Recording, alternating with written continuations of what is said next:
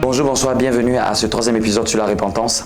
À l'épisode précédent, le Saint-Esprit nous avait conduit à faire beaucoup plus la pratique de ce que c'était la repentance par une prière. Parce que des personnes avaient besoin de cela, des personnes qui écouteront dans le futur auront besoin de cela, de vivre l'expérience pratique de ce que c'est la repentance. Et je veux couler dans cet épisode pour arriver et à conclure les choses que nous étions en train de dire. On avait dit au préalable que la repentance n'est pas la tristesse. Il y a beaucoup de gens qui confondent ce que c'est la repentance. Ce n'est pas parce que j'ai un sentiment de tristesse que ça veut dire que c'est la repentance. Mais la repentance peut commencer par là. Selon ce qu'il est écrit dans 2 Corinthiens chapitre 7, versets 9 à 10. Maintenant, je me réjouis. C'est l'apôtre Paul qui parle. Maintenant, je me réjouis, non de ce que vous avez été attristés, mais de ce que votre tristesse vous a porté à la repentance. Waouh, c'est magnifique. Il dit, je me réjouis de ce que vous avez été attristés, non de ce que vous avez été attristés, mais de ce que votre tristesse vous a porté à la repentance. Donc, il y a des gens de tristesse qui portent à la repentance. Et la tristesse, comme dit encore l'apôtre Paul, la tristesse qui vient de Dieu, elle pousse à la repentance.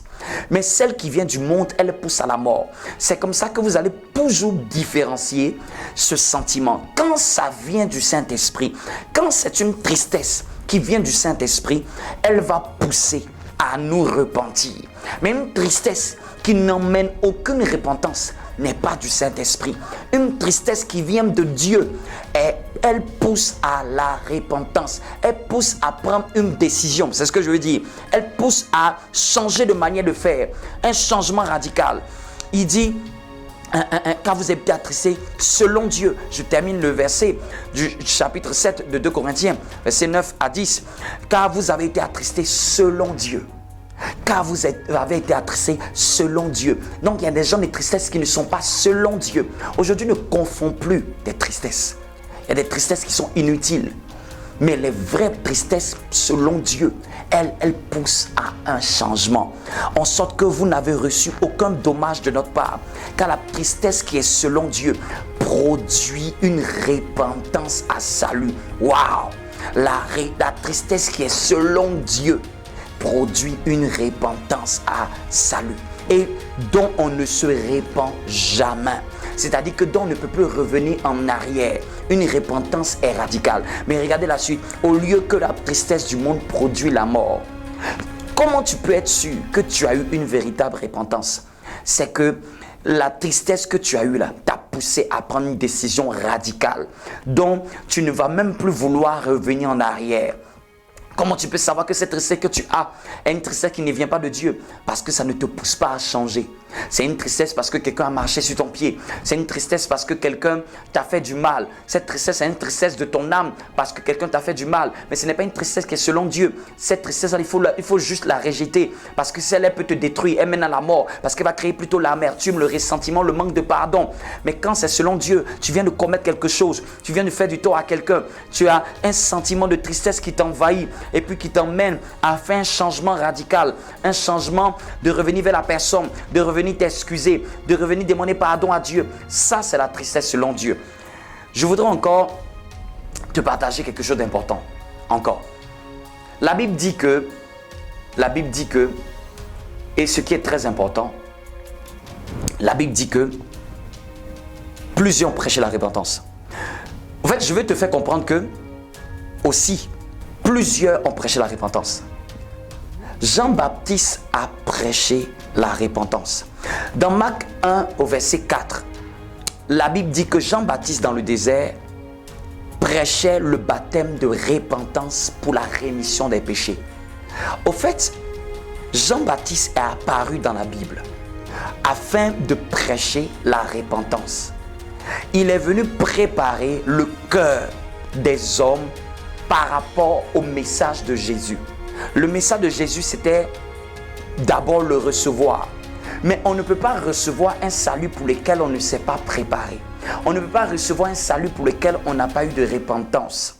Donc, la Bible dit que Jean-Baptiste a prêché le baptême de repentance pour la rémission des péchés. Je vous donne encore un autre verset. Dans Matthieu chapitre 3, Au verset 1, 2, tous ces versets, je les donne pour montrer vraiment que la repentance a été prêchée dans la parole de Dieu. Il dit en ce temps-là, dans Matthieu chapitre 3, verset 1, 2, en ce temps-là, Jean-Baptiste vint, prêchant dans le désert de Judée et disant, répentez-vous car le royaume des cieux est proche.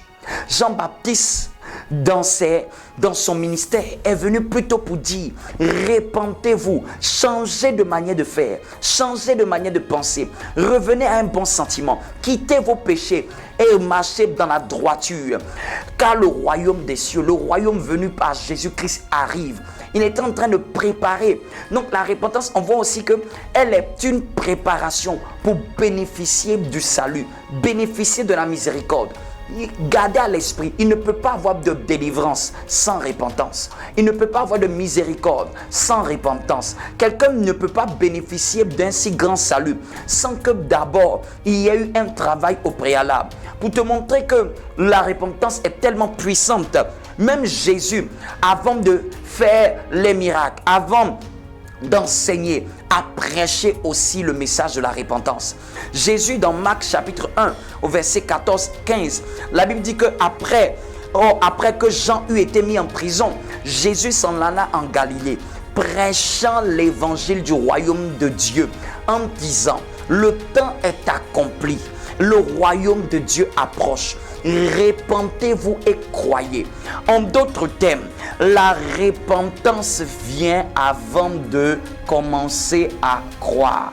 Si je n'ai pas commencé à croire, si je n'ai pas commencé à me repentir, je ne peux pas commencer à croire. Pour que je puisse croire, il faut que je puisse me repentir. Amen. Il dit, répentez-vous et croyez à l'évangile. C'est deux actions souvent conjointes. Ça se fait simultanément. Quelqu'un ne peut pas dire qu'il a cru et il ne s'est pas repenti. Comme quelqu'un pourrait dire, puisque la croyance résulte de la foi sans la repentance, c'est une folie. C'est une utopie. Aussi, la repentance sans la foi, c'est une tragédie. C'est quelque chose qui a commencé mais qui ne s'était pas terminé. Donc, il est très important de comprendre que la manière dont Dieu voudrait que nous puissions bénéficier du salut doit commencer d'abord par la repentance. Est-ce que tu t'es repenti? Est-ce que tu t'es repenti? Peut-être tu as cru, mais est-ce que tu t'es repenti? Il y a des gens qui croient, mais est-ce que tu t'es repenti? Tu crois que Jésus-Christ est mort à la croix? Oui. Tu crois qu'il est ressuscité? Oui. Tu crois qu'il est Dieu? Oui. Ça, c'est la croyance. Mais est-ce que tu t'es repenti de tes œuvres? Tu t'es repenti de tes œuvres? Voici une chose importante. Même Jésus a eu à prêcher. Repentez-vous et croyez à l'évangile, c'est-à-dire la bonne nouvelle.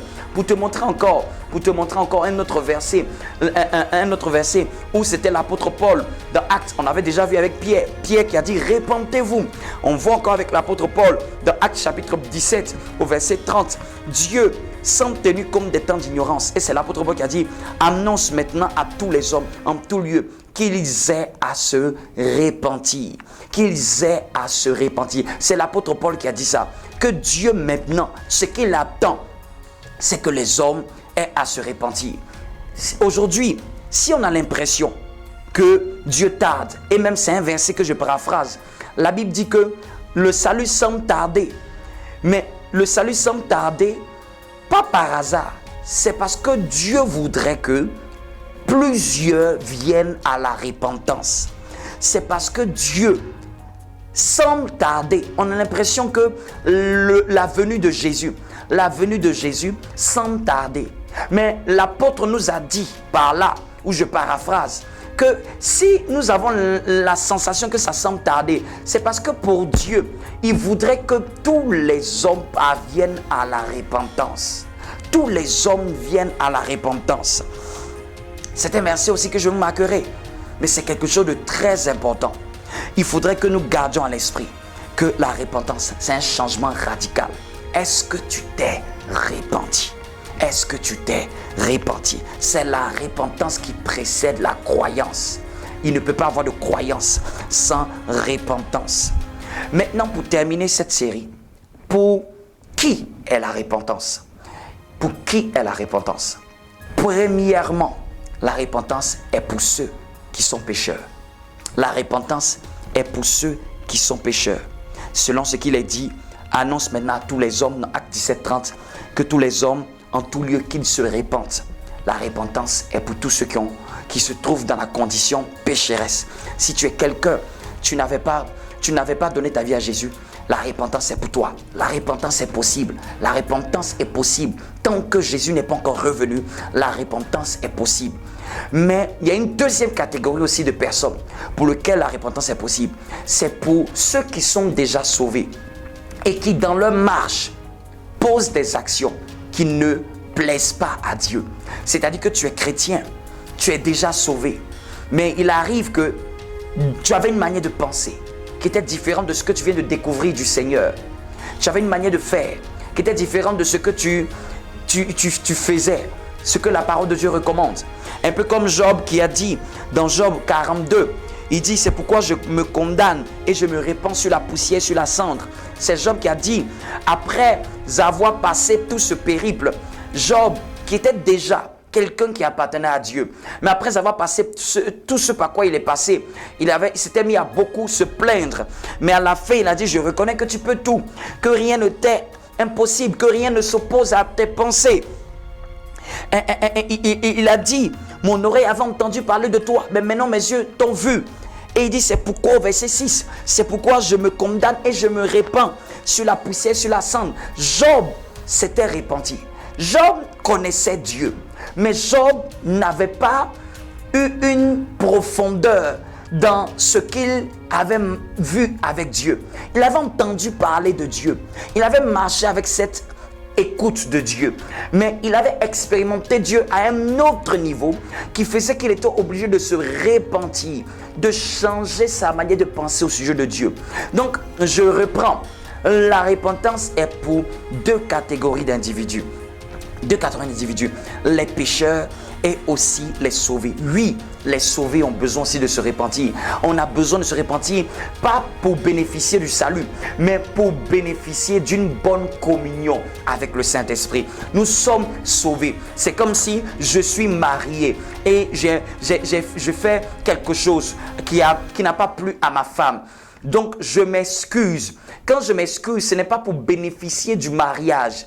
Je suis déjà marié. Quand je m'excuse, c'est pour que notre relation soit une relation de paix. Notre relation soit harmonieuse. Le Saint-Esprit est avec ceux qui sont sauvés. Mais ceux qui sont sauvés, il arrive parfois, nous qui sommes sauvés, par notre manière de faire, par notre manière de penser, nous pensons différemment. Et quand le Saint-Esprit vient nous mettre la lumière, nous nous répandons dans le but de rétablir la communion. Donc ne pas mélanger. Quand un croyant se répand, ce n'est pas pour bénéficier du salut. Quand un croyant se répand, c'est pour restaurer la communion. C'est pour une communion parfaite, une communion sensible avec le Saint-Esprit. Donc j'espère que tu m'as compris et que tu comprennes maintenant l'importance de la repentance. Jésus a prêché la repentance. Jean-Baptiste a prêché la repentance. Pierre a prêché la repentance. Paul a prêché la repentance. La repentance fait partie des éléments fondamentaux de la foi. C'est la première des choses que l'apôtre Pierre a demandé à ceux qui devaient bénéficier du salut. Repentez-vous. Pour bénéficier du salut, il faut d'abord se repentir. Sans repentance, on ne peut pas prétendre à une foi. Sinon, cette foi serait utopique, serait illusoire. J'espère que ça t'a fait du bien.